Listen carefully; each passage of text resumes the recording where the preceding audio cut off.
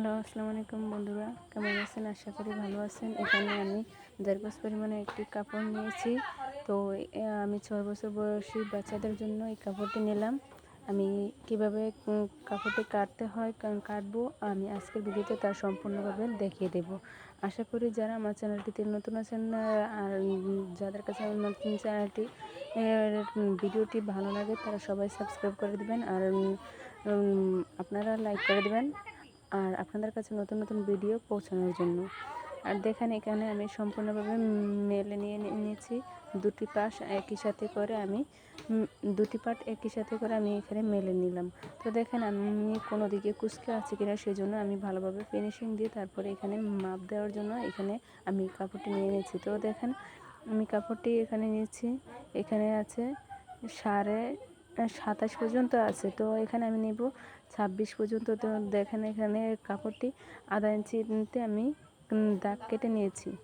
তো দাগ দেওয়ার কারণ একটাই, আমার এদিকে কাপড়গুলো এলোমেলো আছে। এই এলোমেলো কাপড়গুলো আমি সমানভাবে কেটে নেওয়ার জন্য আমি এখানে দাগটি দিয়ে দিলাম। তো আমি যে দাগটি দিয়েছি বা যে পাটে যে সাইডে আমি গ্লু করতেছি এই সাইড হলো খোলা সাইড আর আমার সামনের সাইডটি হলো বন্ধ সাইড, আমার উপরের সাইডটি হলো বন্ধ সাইড। আর আমার সামনে আর নিচের দিকে এই যে সাইড আমি দাগ দিতেছি এই দুটি সাইড হলো খোলা সাইড।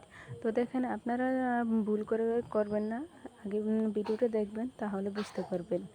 আর দেখেন আমি সম্পূর্ণভাবে আজকে আপনাদেরকে দাগ দিয়ে বা মাপ দিয়ে সম্পূর্ণভাবে কেটে বুঝিয়ে দেব। আর এটা আমি একটি 6 বছর বয়সী বাচ্চাদের জন্য সালোয়ারের কাপড় নিয়েছি। আর 6 বছর বয়সী বাচ্চাদের জন্য আমি কাপড়টি কাটতেছি সালোয়ারের জন্য।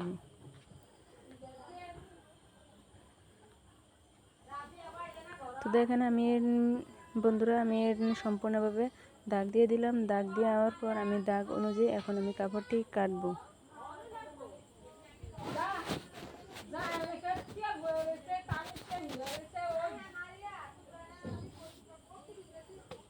তো দেখেন আমি এখন যে দাগ দিয়েছি দাগ অনুযায়ী আমি কাপড়টি কেটে নিলাম। এখন আমার সম্পূর্ণভাবে কাটা হয়ে গেছে। এখন আমি কতটুকু মাপ লম্বা নেব আর কিভাবে আমি কাপড়টি কাটবো তা আপনাদেরকে আজকের ভিডিওতে আমি বুঝিয়ে দিব।